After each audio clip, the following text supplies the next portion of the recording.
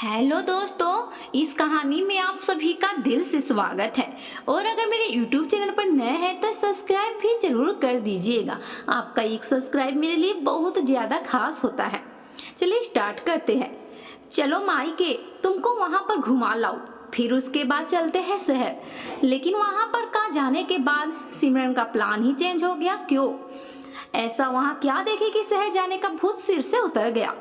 विकास जब ऑफिस से घर आया तो अपनी माँ को काम करते हुए देखकर उसे बहुत बुरा लगा और उसकी पत्नी अपने रूम में बैठी बैठी अपनी दोस्त यानी कि सहेली लोग से बात कर रही थी। रोजाना का यही हो गया था। एक दिन तंग आकर विकास की माँ बोली, ले जाओ बेटा, विकास ले जाओ, इसे जहाँ जाना है लेकर जाओ, मेरी चिंता करने की जरूरत नहीं है।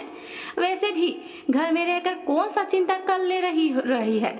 मैं तुम लोग बिना रह लोगी अकेले भी, मैं किसी भी मैनेज कर लूँगी कैसे भी, लेकिन हाँ इसे अभी लेकर जाओ क्योंकि मैं शांति अब महसूस करना चाहती हूँ।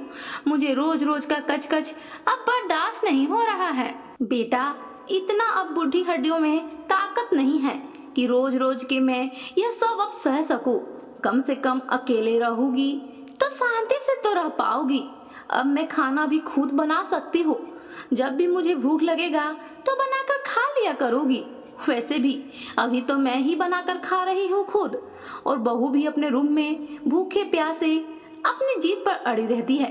मुझे ये सब अच्छा नहीं लगता, यह सब रोजाना। बेटा, विकास बोलता है। क्या माँ, आप कैसी बातें कर रही है? आप ही मुझे गलत मार्ग चुनने के लिए बचपन से कभी नहीं सिखाई है, और मैं अब आपको ऐसे छोड़कर अकेले कैसे जा सकता हूँ? बच्चों का जिद होता है, जिद करना, बड़ों का फर्ज है उसे सही रास्ते पर लाना। और आप है कि उसकी जिद को पूरा करने के लिए सोच रही है। उसकी जिद करने से, लड़ाई झगड़े करने से, भूखे रहने से क्या मैं इस घर को छोड़कर, आपको छोड़कर, उसकी बात मानकर शहर चला जाऊं रहने? ऐसा नहीं हो सकता है। इससे तो उसका और भी मनोबल बढ़ जाएगा। विकास की पत्नी सिमरन हरदम का उसका वही का रोजाना का रहता है। वह मुंह फुलाकर बैठ जाती थी, न खाना बनाती थी, न घर का काम करती थी, और पूरे के पूरे दिन अपनी सहेली लोग के साथ कमरे में बंद रहकर मोबाइल पर बात किया करती थी। विकास की माँ वही उठकर रोजाना अपने बेटे यानी कि विकास के साथ थोड़े बहुत काम कर लिया करती थी, और कुछ बनाकर विकास को भी दे देती और खुद भी खा लिया करती थी। यही सिलसिला रोजाना का था। विकास की माँ भी जान चुकी थी कि अब तो मुझे ही घर का काम करना है। पता नहीं सिमरन अब ऐसा क्यों कर रही है। पहले तो वह बिल्कुल ठीक थी, लेकिन इधर 3 सालों से ऐसा क्यों कर रही है। साल भर तक तो बहुत अच्छे से परिवार को संभाल कर चल रही थी।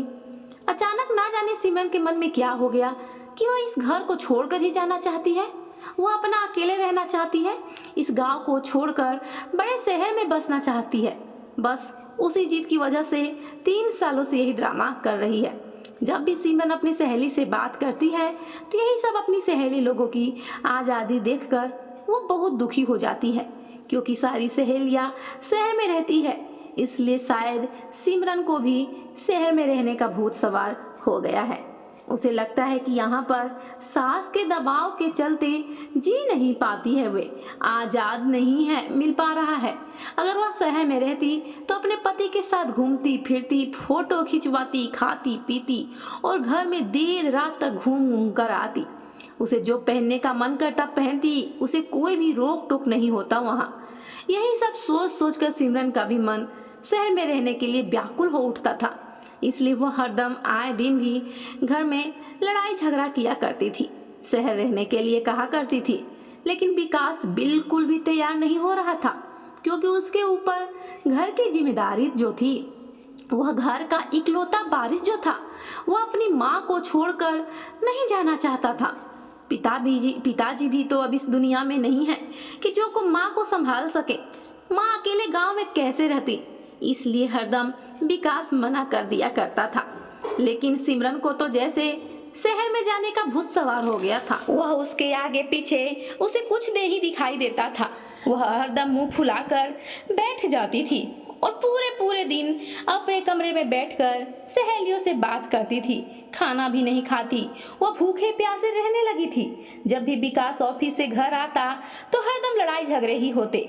यही सबसे तंग आकर विकास की माँ उसे शहर जाने के लिए कह दी थी कि बेटा ले जा इसे, रोज रोज का कच कच घर में हमें नहीं चाहिए। जहाँ इसकी खुशी है वहीं उसको लेकर जाओ, तुम दोनों खुश रहो, मैं भी अब शांति से रहना चाहती हूँ। मैं ही तो रोज घर का काम कर रही हूँ, यह तो रोज कोई न कोई बहाना बनाकर शहर के नाम पर रूम में जाकर बंद हो जाती है और घर का सारा काम मुझे ही तो तेरे साथ मिलकर करना पड़ता है। कुछ सोचते हुए विकास बोला, क्या माँ, आप रिमझिम की इस बात से तंग आकर आप मुझे अपने से दूर होने के लिए कह रही है?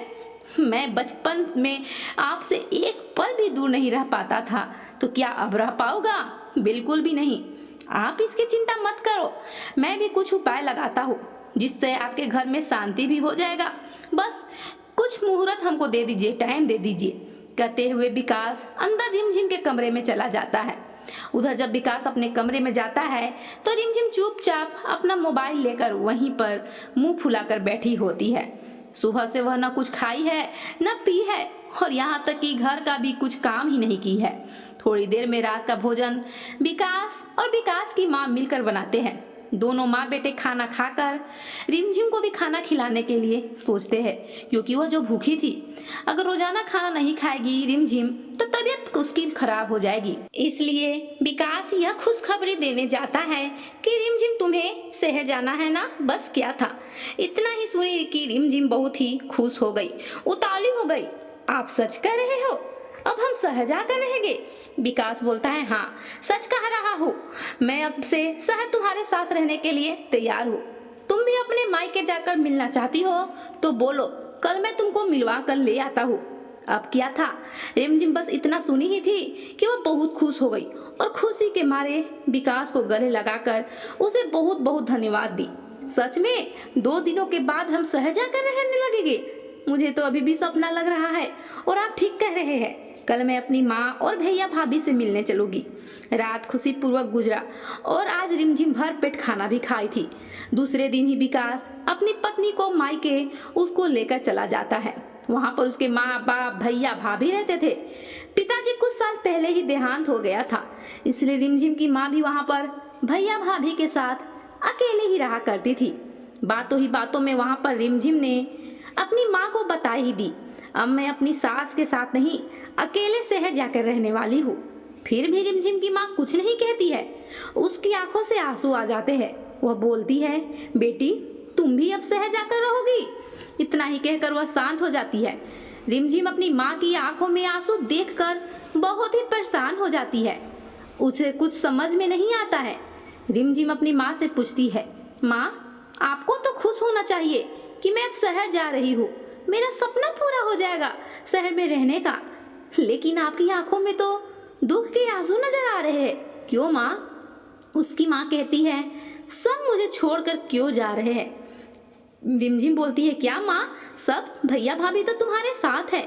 बस इतना ही बोली थी कि रिमझिम की माँ बोली, नहीं, अरे भैया भाभी भी कल बड़े शहर के लिए निकल रहे हैं, वहीं पर तुम्हारे भैया का जॉब हो गया है।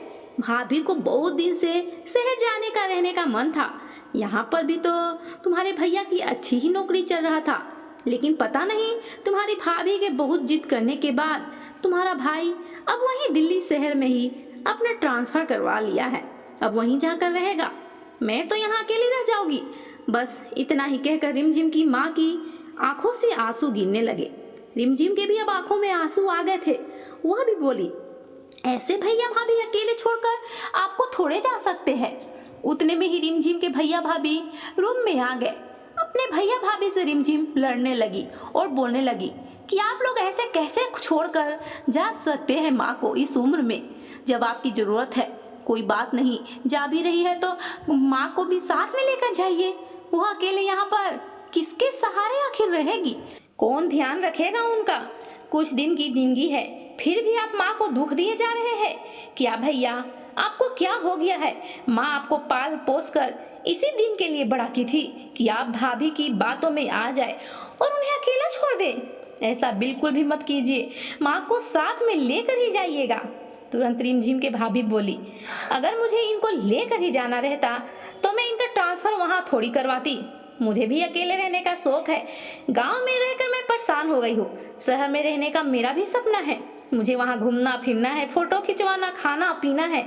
अब मैं थक चुकी हूँ यहाँ पर। रिमझिम बीच में ही बोली, लेकिन भैया आपकी नौकरी भी तो यहाँ अच्छी चल रही थी, तो फिर क्या जरूरत थी? सैलरी भी तो अच्छा खासा मिल ही रहा था, तो फिर क्या जरूरत है?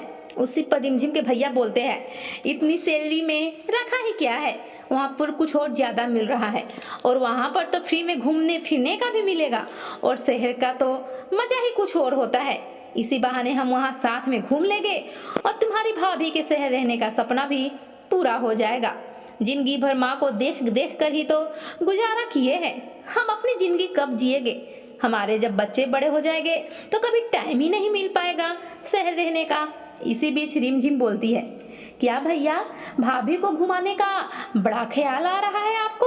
लेकिन भाभी के घुमाने के चक्कर में माँ का क्या? माँ का कौन ध्यान रखेगा? यहाँ पर बेचारी माँ अकेले रह जाएगी। रिमझिम के भैया बोले, क्या बोल रही हो रिमझिम?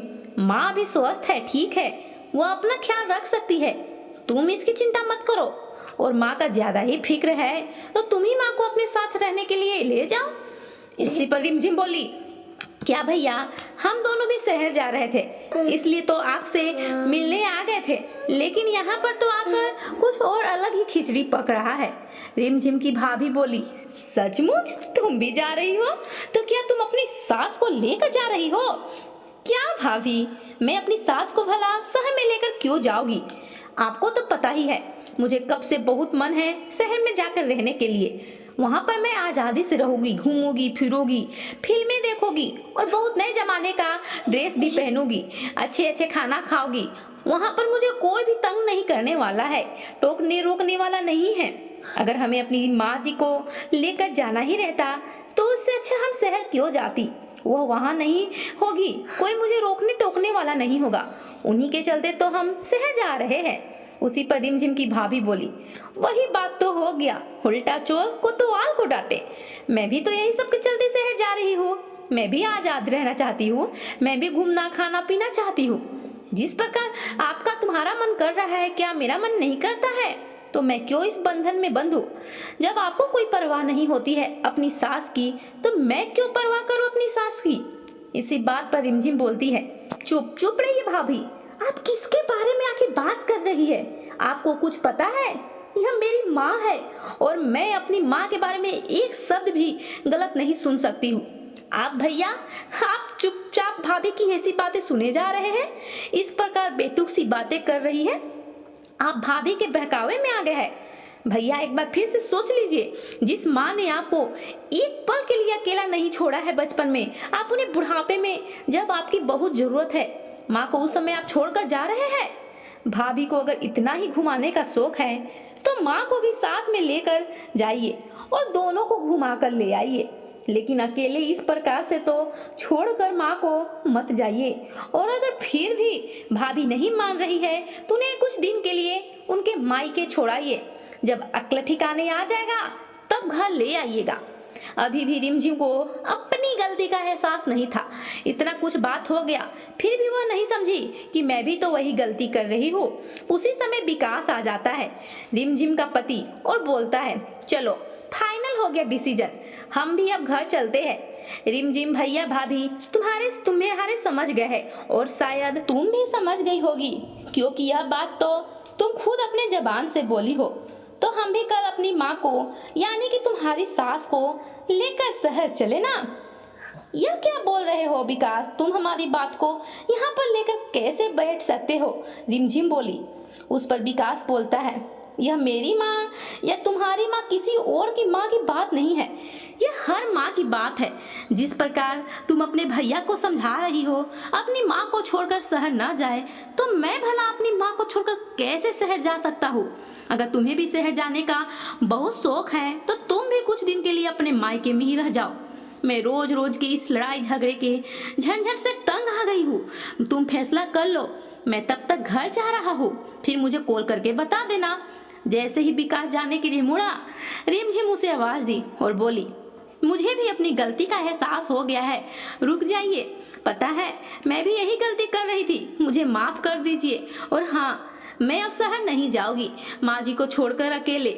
वह भी कैसे अकेले रहेगी, उनका भी तो उम्र हो गया है। और अगर शहर जाना भी होगा मुझे घूमने, तो माँ जी को साथ में लेकर जाओगी।